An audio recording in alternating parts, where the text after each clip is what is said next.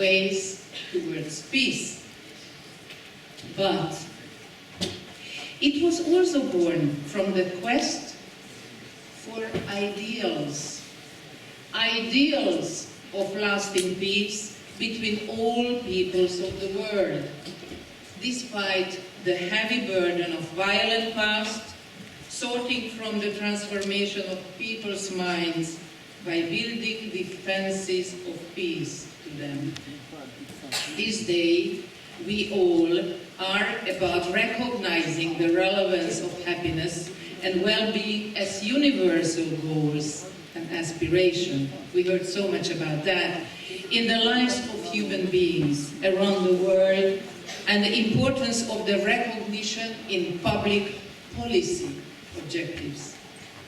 Ladies and gentlemen, there are many things in today's world that do not give reason for us for happiness. We have lived to see horrendous things happening in the world. Conflicts, bloodshed, and human suffering are ongoing. But we should never forget that societies have a tremendous indigenous knowledge and vast cultural resources. Let us call it, I would say, a cultural know-how to guide them towards peaceful coexistence. Sometimes we forget that despite the periods of conflict, people have lived together for ages, mixing with and learning from each other, exchanging views, experiences, adopting various elements of other cultures. The task before us is to identify those cultural phenomena that have historically glued the communities of different backgrounds together. For me, these cultural unifying factors can be found in literature, in art, in music, in oral and written traditions, in artistic expression, sites of common cultural heritage.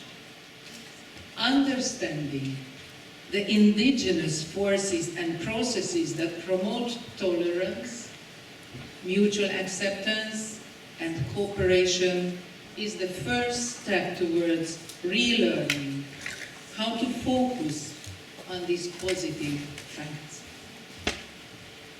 Dear friends, I always say that I am a dreamer, but I'm also an optimist, and I'm also an activist. This is how we should pursue our dreams and make them into a reality. Distinguished participants, happiness can only be achieved by human development of the people, by the people, and for the people.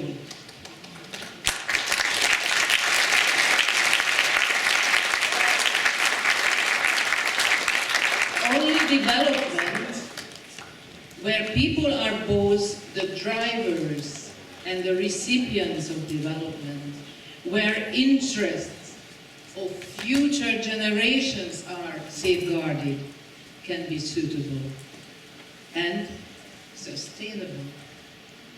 Full and effective implementation will require true involvement and ownership of people, communities, and all humanity. This is our task for the next 15 years in order to see the reality from our dream, the 2030 Sustainable Development Goals. Ladies and gentlemen, but I'm originally a musician, and I always thought that the pose in a composition is a very important element. It's not just there. We need these poses in our everyday life. And I would suggest, let's use this pose and poses for appreciation. Appreciating beauty, love, and friendship, family, and my dear friend and husband who is here with me, appreciation of the creation, the process of the creation, and the will itself for any tiny little step towards the betterment of the world. Happiness is something that we not should wait for. Happiness is something what we should create. Happiness is something we aim and work for. Happiness is constant curiosity and the ability of learning. I'm a diplomat. I'm a great believer of multilateral and cultural diplomacy. I've been doing for about nearly 30 years. Because I truly and honestly believe that that is the only chance that we will have at least to try not to misunderstand each other. That we will at least to try to not to miss, but understand each other. And if we have this wish in ourselves, we have already made a big step towards happiness. I thank you for Bhutan, for Vietnam, for very, very dear friend, Ambassador of Malawi. And of course, I never knew that you are such a great, presenter and organizer, and really one of us. I think there are not so very many ambassadors here. We who are here during these days on Sunday, we really believe that we all have to work together in order to create happiness for all of you. Thank you very much.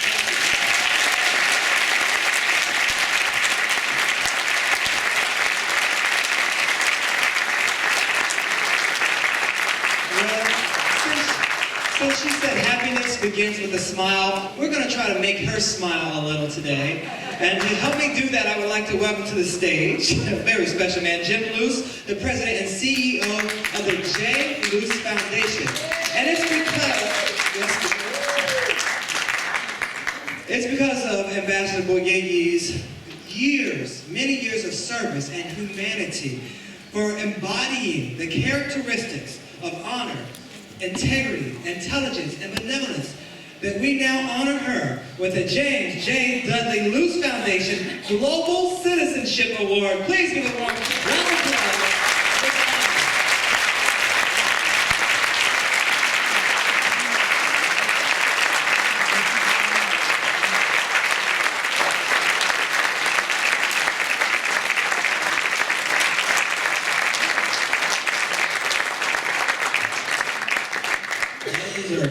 Well deserving. Global Citizenship Award. We had to take a detour in the program because that was a very special moment. All right. So now we move on to another presenter today, His Excellency Ambassador Sedikov. And he's a Deputy Permanent Representative of the Republic of Kazakhstan. There we go. And a country that, of course, has been a strong commitment to peace, which, of course, is fundamental to well-being. Please give him a warm welcome.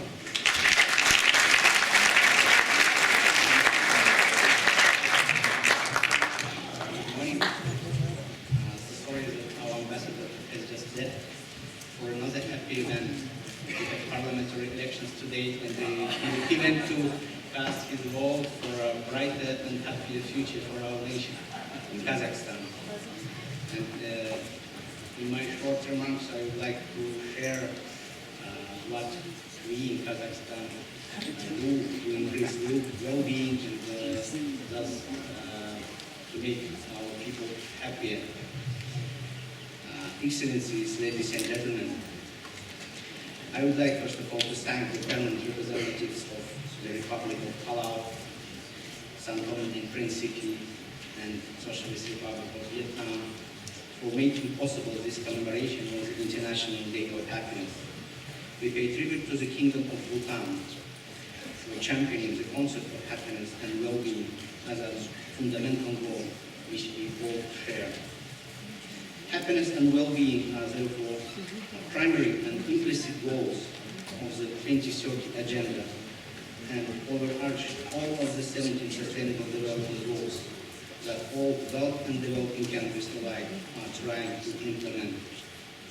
Happiness is not a personal gain, but only comes as we care for others with compassion in a spirit of solidarity, and that's why Agenda 2030 has been rightly described by our Secretary General as a breakthrough that is transformative in nature, a once-in-a-generation opportunity that should not be missed. Today's unprecedented ecological, economic, and social challenges have made the achievement of happiness and well-being a much more difficult task for many people. They call, therefore, for a conscious, inclusive, equitable, and balanced approach to development that will promote sustainability, accompanied by social justice, eradication of poverty, and enhancing human betterment, which has become a concern of virtually every sector of human society. This new vision provides a solid framework with markers for positive change for the future of our human family and precious planet. Sustainability thus must have social justice and fairness dimensions in all its activities. Each one of us, in that sense, is a moral and ethical compass, as well as a watchdog for the way the 17 SDGs will take shape in the highest sense of the word.